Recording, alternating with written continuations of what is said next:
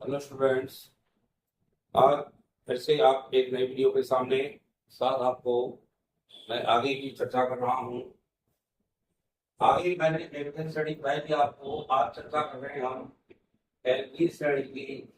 और इसमें हम नामकरण के हिसाब से किस प्रकार करेंगे ये आपको देखेंगे। जैसे अभी तक एल्केन पढ़ते रहे।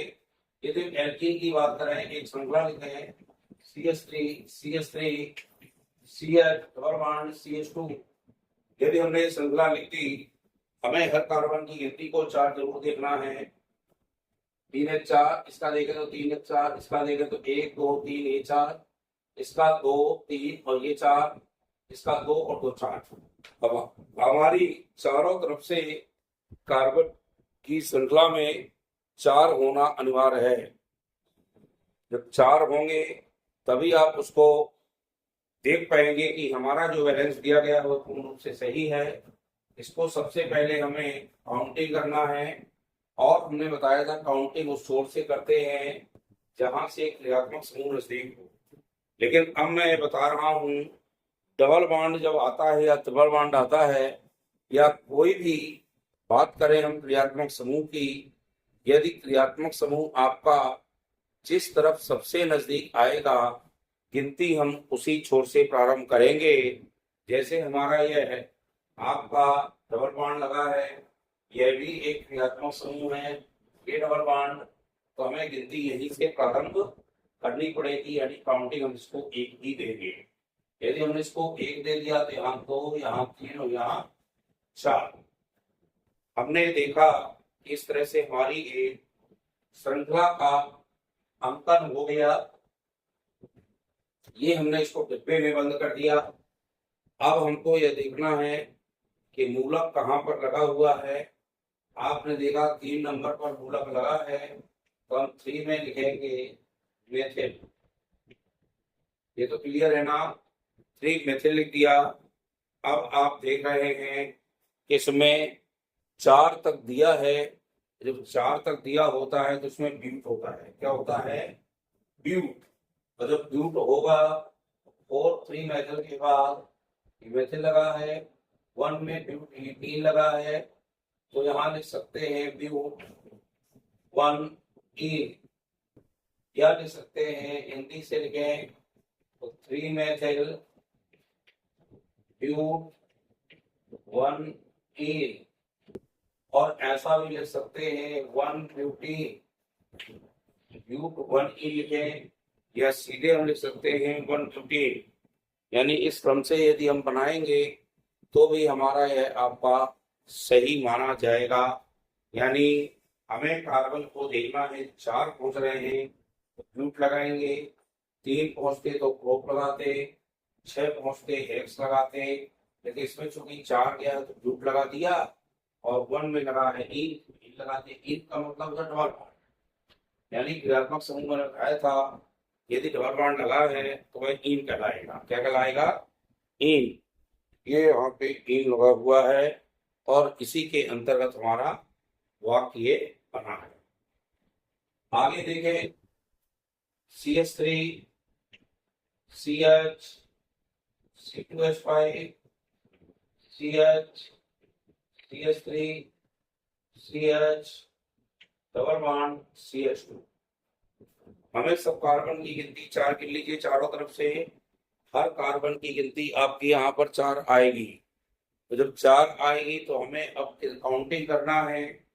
काउंटिंग करेंगे उस ओर से जहाँ क्रियात्मक समूह पास में है, और लंबी से लंबी श्रृंखला का चयन भी करेंगे। इसमें देखा तो 1 2 3 4 5 आ रहा है, यहाँ 1 2 3 4 5 6 आ रहा है। तो लंबी श्रृंखला देखेंगे, यह जरूर ध्यान रखिएगा, हमें लंबी से लंबी श्रृंखला का चयन करना नहीं भूलना, वह कंफर्म होना चाहिए। आपने यहाँ से देखा काउंटिंग करना शुरू करें, 1 2 3 4, यहाँ 5, यहाँ 6, यानी ये हमारी श्रृंखला बन गई। ये श्रृंखला है। अगर श्रृंखला तैयार हो गई तो हम देखेंगे अब मूलकों के नाम किस किस नंबर पे लगे हैं।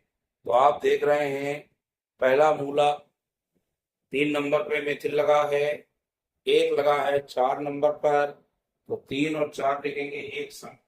ये दोनों मूलक एक से हैं, इसलिए हम 3 4 कॉमा लगा रखेंगे और यहाँ डैश के बाद लिखेंगे डाई मेथड। हमने आपको बताया था दो मूलक यदि एक से हैं तो डाई शब्द का प्रयोग करते हैं। डाई मेथड आएगा 6 में, चूंकि हेक्स बनता है तो हेक्स लिखेंगे। 1 में डबल बॉन्ड लगा है, 1 ई लिखेंगे, यानी 1 हेक्सीन लिख दो तो भी सही है, हेक्स 1 ई लिख दो तो भी सही है। अब इसमें आप यह देखते जाइए कि हमें लिखना क्या है।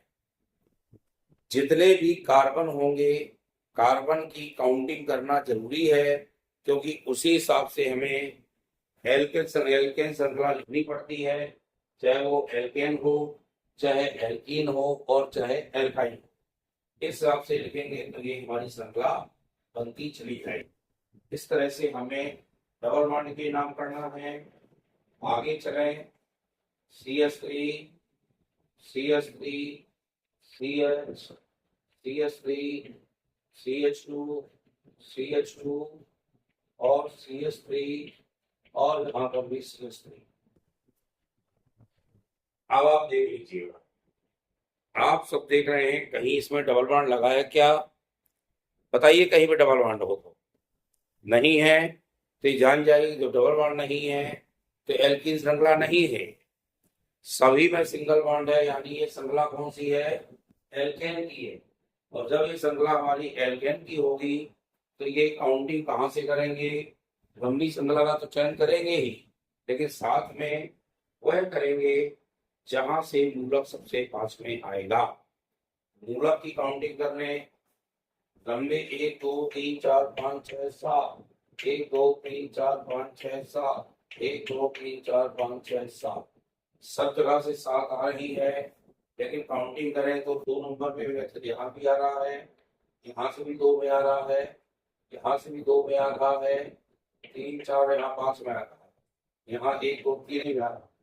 तो निम्न योग का नियम भी फॉलो होगा। 1 2 3 4 5 6 और ये 7। ये देखिए हमारी। अब आप देख रहे हैं सीधे सीधे मूलक हमारे अलग निकल आए। कौन कौन निकल आए? मैथिल मूलक निकल आए अलग से, और तीनों मैथिल लगे हैं। जब एक साथ तीनों मूलक एक से होते हैं तो हम काउंटिंग करेंगे, देखेंगे 2 में लगा है, 3 में लगा है, 6 में लगा है ना? 2 3 6 और डैश लगाएंगे। अब चूंकि 6 के बाद हम मूलक लिखना है इसलिए कामा नहीं लगेगा, डैश लगेगा। 2 3 6 3 मैथिल है, यहाँ आएगा ट्राई। ट्राई के बाद यहाँ लिखेंगे मैथिल, ट्राई मैथिल आएगा। साथ में हेप्ट बनता है तो हेप्टेन लिखेंगे। अब यहाँ पर ये तो नहीं है कि हम डबल बॉन्ड है, इनको बाद में लगाएं। डबल बॉन्ड तो कहीं है नहीं, सिंगल बॉन्ड सब में लगे हैं, इसलिए इसमें एन लगाना पड़ेगा। बनेगा 2 3 6 ट्राई मेथिल हेप्टेन। इस तरह से आपको वीडियो जितने हैं ये हमारे बार बार देखें, लेकिन वीडियो को देख करके लाइक शेयर जरूर किया करिए और चैनल को सब्सक्राइब किया करें, कमेंट करें। यदि कोई चीज समझ में आए तो कमेंट जरूर करें, किसी भी रूप में कमेंट कर सकते हैं, आपको जो समझ में ना आया हो। हमारे सभी वीडियो आपके पड़े हैं, केमिस्ट्री के भी पड़े हैं, इंग्लिश के भी पड़े हैं, साइंस के भी पड़े हैं, जीके आदि के भी पड़े हैं, सब देखें। और किसी में कोई समस्या हो तो वीडियोज का नाम लिखकर हमको जरूर भेजें, उसका डिस्क्रिप्शन लिख दें कि इसमें दिक्कत है, इसमें समस्या है, तो मैं दोबारा आपको बताऊंगा। इस तरह से नामकरण करते हैं। इन नामकरण के लिए बार बार इस तरह से प्रयोग करना है। मान लो हमने कहा CH3, अब यहाँ CH3, यहाँ भी CH, सब में हमने CH3 लगा दिया। मान लो यहाँ ये CH3 लगा, यहाँ पर भी हमने CH3 लगा दिया और यहाँ पर CH3।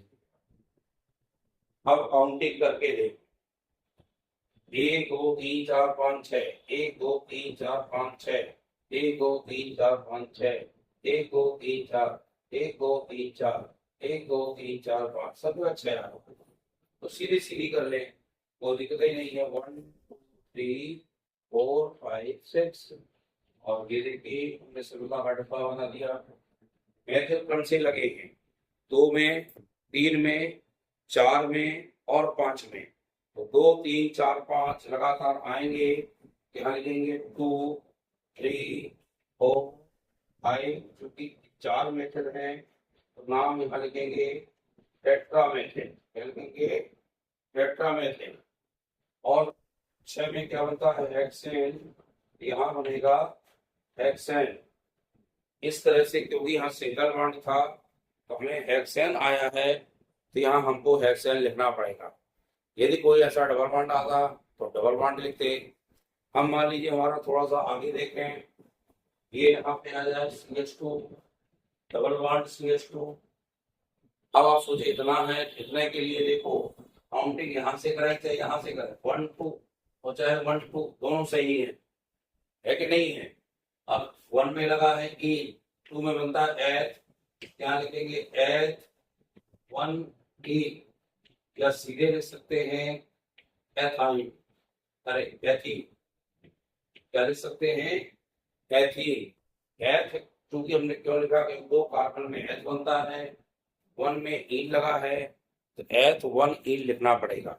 हमने एथ लगा दिया, 1 में E लगा दिया, या एथीन लिखते हैं, कोई दिक्कत नहीं है। CH3 CH CH3 double bond CH2। अब इसकी काउंटिंग कहाँ से करें? इसकी काउंटिंग वहां से करेंगे जहां से इन पास में है, 1 2 3। अब 2 में यहाँ मैथिल लगा है, 1 में इन लगा है, ये देख लें, ये बदली श्रृंखला। 2 में क्या लिखोगे? 2 में यहाँ लिखना पड़ेगा मैथिल, और 3 में बनता है प्रो, और 1 में लगा है ई, नाम बनेगा 2 मैथिल प्रोपीन, या लिख दें 2 मैथिल प्रोपीन। 1 प्रोपीन कर दो चाहे प्रोपीन कर दो तो भी सही है। हमने बताया था 1 की गिनती लिखें और चाहे ना लिखें वो मानी ही जाएगी। इस तरह से ये नामकरण करते हैं। इन श्रृंखला के आपको नाम समझ में आए होंगे, ऐसा मुझे विश्वास है। और यदि ना समझ में आए हो तो कमेंट करके मुझसे पूछना, मैं आपको जरूर दोबारा बताऊंगा। डबल बॉन्ड के नाम इस तरह से किए जाते हैं। यदि 2 लगे हों तो फिर डाइईन आता है, इसको बता दो CH3 CH, double bond CH 2 3 4 CH, ऊपर CH3 डबल बॉन्ड CH। अब काउंटिंग वहां से करें जहां से लंबी श्रृंखला आएगी और मूलक भी लगे होंगे। यहां से करेंगे 1 2 3 में मूलक, यहाँ 1 2 3 और 4, इसको कर दो और चाहे इसको कर दो 4, ये आपका बन गया ना। एक बॉन्ड यहाँ है तो 4 यहाँ लिखना पड़ेगा और ये श्रृंखला बनेगी, ये नहीं आएगा। अब 2 में मैथिल और 3 में मैथिल, तो 2 3 डाई मैथिल आएगा, नहीं आएगा। और 3 4 में क्या बनता है? ब्यूट, तो ब्यूट लगेगा। 1 में और 3 में इन है, 1 3, चूंकि 2 इन लगे हैं तो इन के पहले डाई आएगा, ब्यूट 1 3 डाई इन। डाई इन क्यों लगाया? क्योंकि हमारे यहाँ पे डबल बॉन्ड 2 लगे, 2 डबल बॉन्ड होने के कारण हमें यहाँ पे डबल बॉन्ड इसलिए 2 बार आए हैं, इसलिए डाई लगाएंगे। और डबल बॉन्ड है, डबल बॉन्ड को इन पढ़ते हैं, ये ट्रिपल होते तो आयन पढ़ते। यहाँ चूंकि डबल लगे हैं इसलिए इनको आपको डाई इन लिखना पड़ेगा। इस क्रम से आपने हमारे नामकरण के एल्केन के और एल्कीन के श्रृंखला के देखे हैं। इनको देख करके आपको जो समझ में आए आप उनको नोट भी कर लेंगे। नोट करके आप इनको लिखिए, करने का प्रयास कीजिए, और समझ नहीं आते तो मुझसे कमेंट करके पूछिए। आप जब पूछेंगे तो निश्चित रूप से हम आपको बताएंगे और आपको आपके ऊपर कॉन्फिडेंस भी ऊपर आएगा कि आप हम इनको बहुत आसानी से बना पाएंगे। नामकरण चूंकि बच्चों को कठिन लगते हैं, तो कठिनता का कारण ये है कि शुरू से उसको बेहतरीन तरीके से या क्रमबद्ध तरीके से या चरणबद्ध तरीके से नहीं पढ़ना। यदि आपने चरणबद्ध तरीके से उनको देखे हैं, पूरा प्रयास किया है समझने का, तो निश्चित रूप से आपसे ये बनेंगे और आप उनको आसानी से समझ पाएंगे। वीडियो को लाइक शेयर करिएगा, चैनल हमारा सब्सक्राइब करिए, दोस्तों को भेजिए। बहुत बहुत धन्यवाद।